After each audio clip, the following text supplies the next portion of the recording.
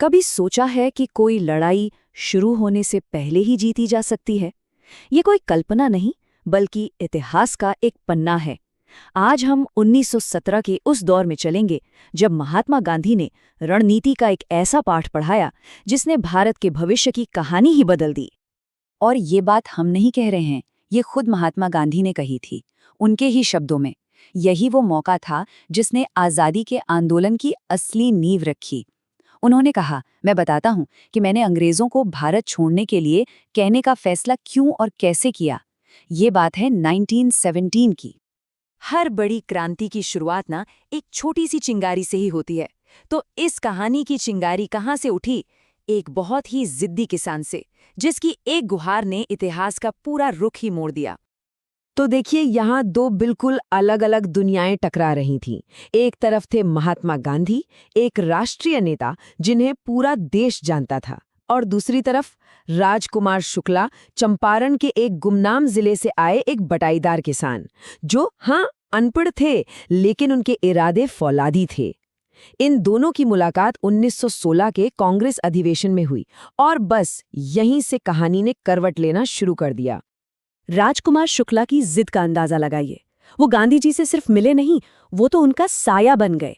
लखनऊ से कानपुर, फिर गांधी जी जहां जहां गए वो उनके पीछे पीछे गए, यहां तक कि अहमदाबाद में उनके आश्रम तक पहुंच गए। हफ्तों तक गांधी जी का पीछा नहीं छोड़ा।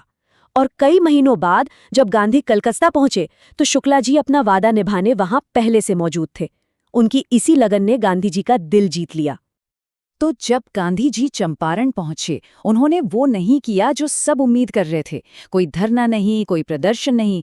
उनका पहला काम था, एक डॉक्टर की तरह, बीमारी की जड़ को समझना, ये पता लगाना कि असल दुश्मन कौन है। तो आखिर ये समस्या थी क्या? असल में ये एक तरह का जाल था। चंपारण की नील बटाईदारी व्यवस्था, एक ऐसा कॉन्ट्रैक्ट जिसमें किसानों को अपनी ही जमीन के 15% हिस्से पर नील उगाना पड़ता था, और फिर पूरी की पूरी फसल अंग्रेज जमींदारों को लगान में देनी पड़ती थी। लेकिन फिर कहानी में एक ट्विस्ट आया। जर्मनी में बन गया सिंथेटिक नील, और अचानक से असली नील की मांग खत्म हो गई। अब अंग्रेज जमींदारों के लिए ये सौदा घाटे का हो गया। तो उन्होंने किसानों से कहा, इस कॉन्ट्रैक्ट से आज़ादी चाहिए तो हर्जाना दो। बहुत से अनपढ़ किसानों ने डर के मारे साइन कर दिए, और जब बाद में उन्हें सिंथेटिक नील की सच्चाई पता चली तो वो अपना पैसा वापस मांगने लगे। और यहीं पे गांधी जी की जीनियस सामने आती है। उन्होंने वहां के वकीलों को डांटा और कहा, असली राहत डर से आज़ादी है। वो समझ गए थे कि ये पैसों का या कानूनी लड़ाई का मामला नहीं है। असली बीमारी तो वो डर है जो अंग्रेजों ने लोगों के दिलों में बैठा दिया था। तो बीमारी पता चल चुकी थी, अब बारी थी इलाज की। और गांधी जी का इलाज था सीधा टकराव। उन्होंने जानबूझकर अंग्रेजों को उकसाया ताकि किसानों के दिल से ये डर हमेशा हमेशा के लिए निकल जाए। और यहीं से जन्म हुआ सविनय अवज्ञा का। तो पहले तो ब्रिटिश जमींदारों ने गांधी जी को बाहरी आदमी बोलकर टालने की कोशिश की। फिर ब्रिटिश कमिश्नर ने तो सीधे सीधे धमकाया और कहा, फौरन ये इलाका छोड़ दो। पर गांधी जी कहाँ मानने वाले थे। वो सीधा मोतीहारी पहुंच गए, जो चंपारण की राजधानी थी, और वहां उन्हें एक सरकारी नोटिस थमा दिया गया, चंपारण तुरंत छोड़ने का हुक्म।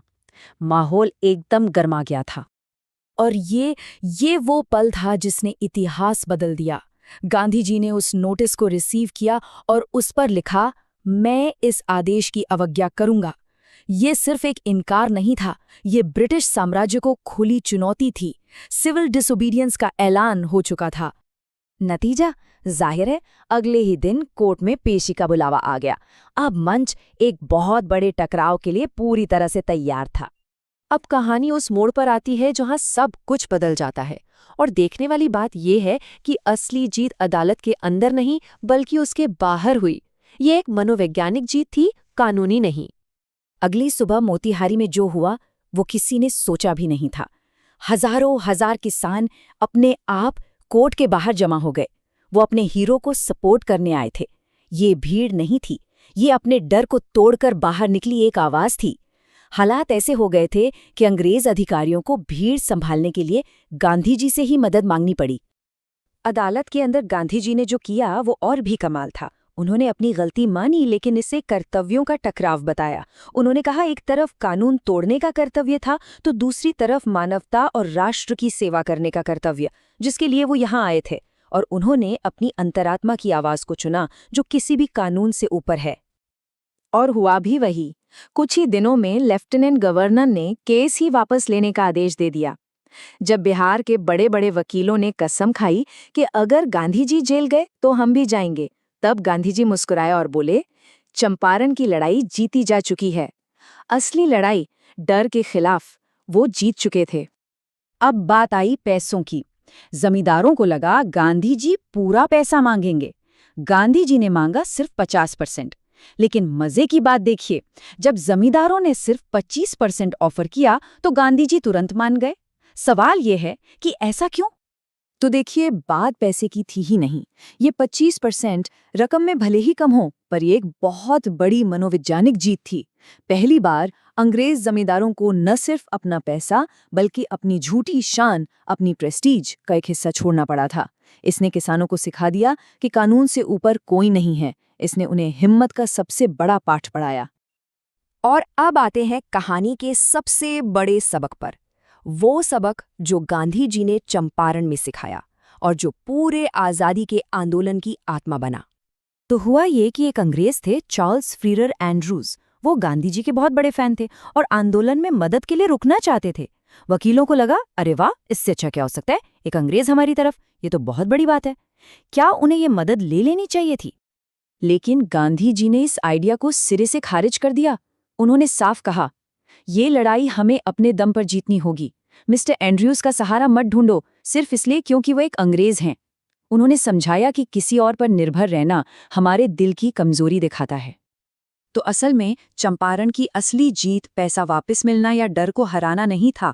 असली जीत थी आत्मनिर्भरता का ये पाठ, सेल्फ रिलायंस। गांधी जी ने एक ऐसे आत्मनिर्भर भारतीय की नींव रख दी थी जो अपनी आज़ादी के लिए अपने पैरों पर खड़ा हो सके। तो चंपारण की ये कहानी हमें एक बहुत गहरे सवाल पर लाके छोड़ देती है। क्या होता है जब किसी समाज का सबसे बड़ा दुश्मन कोई बाहरी ताकत नहीं, बल्कि उसका अपना डर बन जाए? इस सवाल का जवाब शायद इसी कहानी में छिपा है।